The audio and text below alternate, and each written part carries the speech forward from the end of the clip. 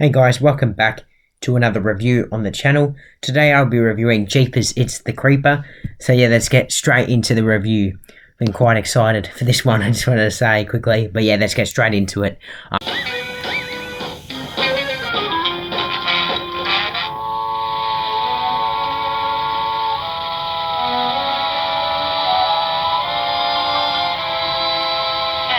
what's that? Tree? I have to move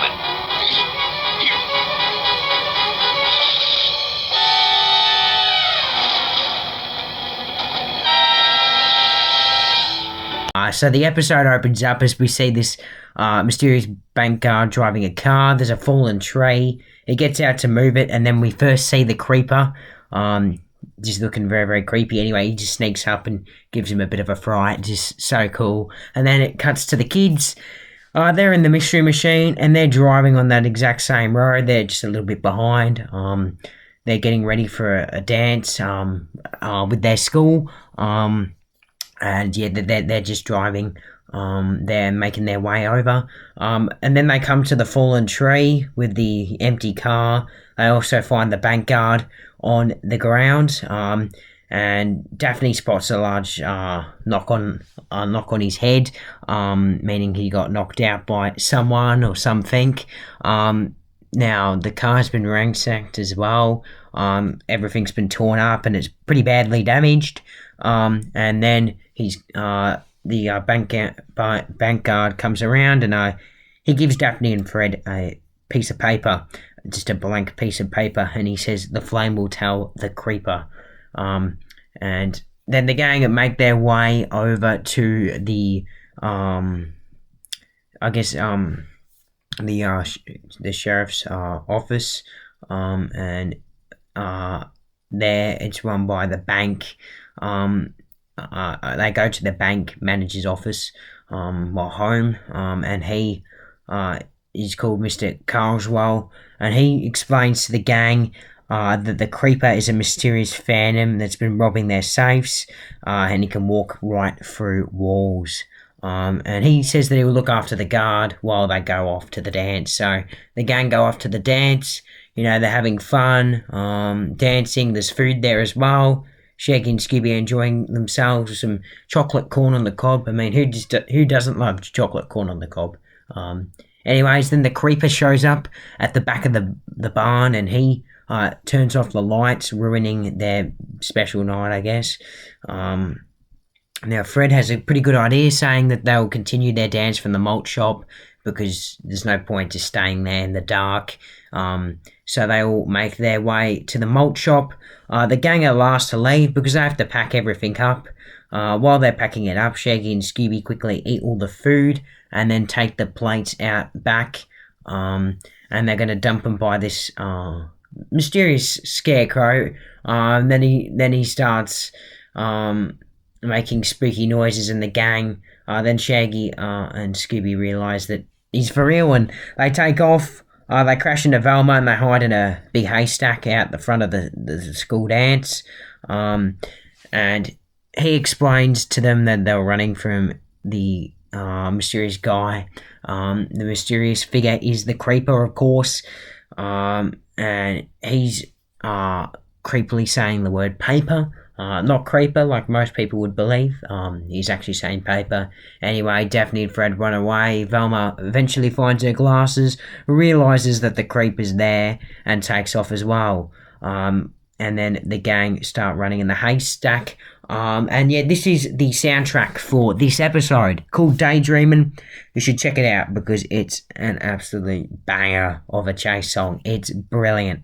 It's a song about falling in love with an ostrich and singing about love, really. And it gets really good. You know, the creeper's chasing him around the house across from the barn, and you're just chasing him all over the place, really. And he looks very, very creepy and very, very mad too in this soundtrack. They got the famous scene where he's in the hay. He's after the paper, of course. So Shaggy and Scooby, Daphne, Fred and Velma, you know, they're just turning into an aeroplane, just throwing it back and forth to each other, really. and yeah, it gets really good when the creeper starts chasing them on horse. Velma, Daphne, and Fred are on a horse of their own with a carriage, and creeper chases after them on the horse. It's just all over the place. It's just such a good moment in the episode. Let's get out of here! Daydreaming, heads in the sand. Daydreaming, gee, but it's grand. I'm in love with an ostrich. All the neighbors complain, and you see, but she loves me. Can't help it if they don't understand it. It's fun to be in love with an ostrich. And if you haven't tried it, don't deny it, my friend, 'cause it's so much fun to go out in the sun, forget the rest of the world, with your head in the sand.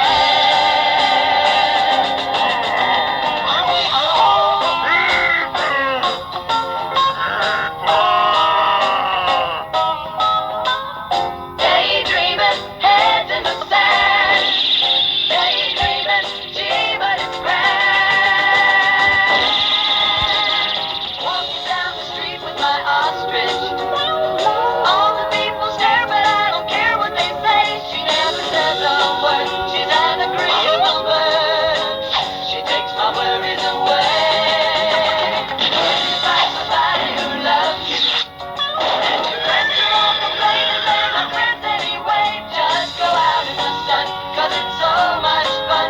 Forget the rest of the world. Put your head in the sand.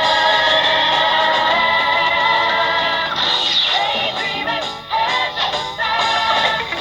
Daydreaming, gee, but it's grand.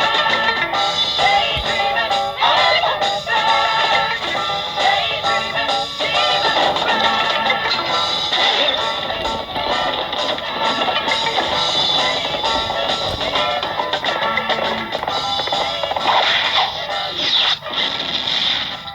And then it uncouples and they accidentally split up. The creeper follows Shaggy and Scooby, who crash down by a little barn of chickens. And the creeper doesn't is pretty stupid and falls for Scooby's fake chicken disguise. And Shaggy was also hiding underneath a little nest next to Scooby. And then an egg hatches, and unfortunately for Scooby, he's now become a father because he has to look after this chicken. Well, I guess mother, because the chicken thinks that Scooby is his mother, but he can't really get him off his back. Then we see Daphne, Fred, and Velma, and they've crashed as well. Lucky that they're not injured, and they're pretty happy that the creeper didn't get the paper because it's obviously the key to the mystery. They also spot a car in the bushes, so they go check it out. Inside, they find some torn up evidence, and yeah, it's just pretty suspicious how they find just a random car there.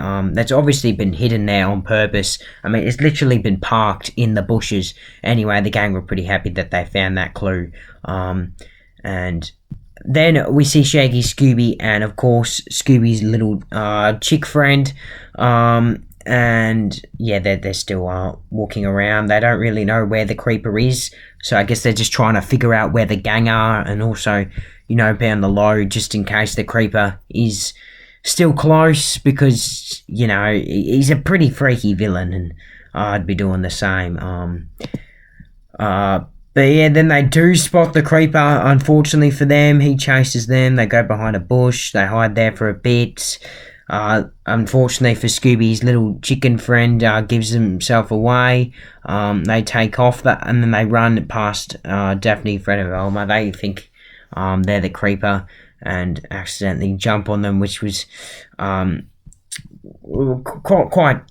bad. And they forgive the rest of the gang. They say they fall through the creeper, and then they spot some creeper tracks that nearby, and they follow them to this mysterious looking cave. Scooby, of course, for a Scooby snack, goes across and manages to let the gang across because he had to knock over the the board and let the board out so they could get across.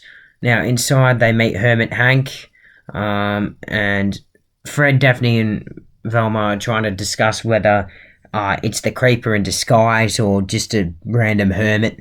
But one thing's for sure, he's worse than the creeper. Anyway, he forces Shaggy and Scooby to eat some weird soup, and then they just take off after that. I think everyone would do the same, and then Velma, Daphne, and Fred follow them.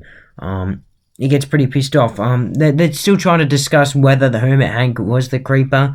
Then they go for the sheriff. They're going to make a run for the sheriff. So when they go to the van, unfortunately, they find the creeper, and he chases them back to the barn. Velma takes a wrong turn, but lucky for her sake, she's able to get away from the creeper. Same with Shaggy, Scooby, and Fred. A little bit of a hijinks, just the creeper chasing them up and back for a bit.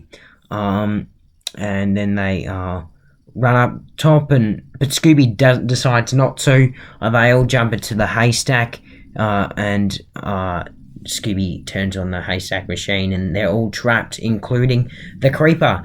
Unmasking the creeper, it turns out to be Mr. Carswell, the bank president. Now the reveal, Mr. Carswell, dressed up as the creeper. Well, first he would, before he left, he would just steal all the money from the bank, or just a decent amount at a time, and go home. Later that night, he would return disguised as the creeper with the same briefcase full of money, and it would look like a phantom was robbing the bank. But unfortunately for his sake, the guard installed a special infrared camera which took a picture of him robbing the bank without his creeper costume. And yeah, he went after the guard because he knew that he had evidence to prove that he was guilty.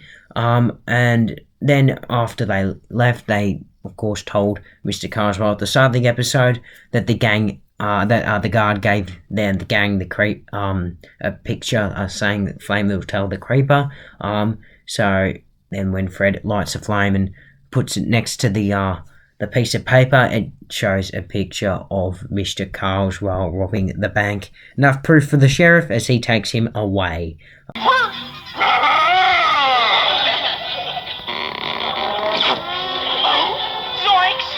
It's Mr. Carswell, the bank president. How about that? I got your message and went right to Carswell's house, kids. Carswell wasn't there, but I found the bank guard tied up in the basement. Old Carswell had a pretty slick scheme going for a while. I'll say, since he was the last one to leave the bank every day, he would just fill his briefcase with money, relock the safe, and leave the bank as usual.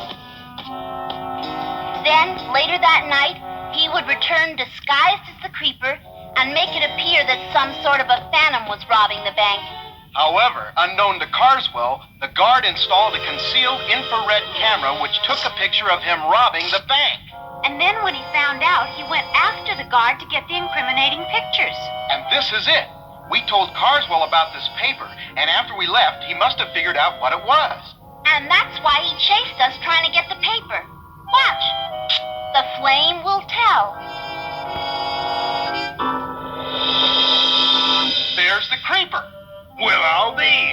You kids have certainly wound up all the loose ends in this case. Blasted meddling kids. And they conclude the episode as they head off finally to their school dance. So yeah, I give this episode a 10 out of 10. I feel like most people would know by now, but yeah, this is just a fantastic episode. The Creeper is probably the best villain ever of Scooby-Doo. I mean, he's just so creepy and spooky. The atmosphere of the episode was just way different to every other episode in Scooby-Doo Where Are You? It was just more than 10 out of 10. It was X Factor level. And that's what they should be aiming for.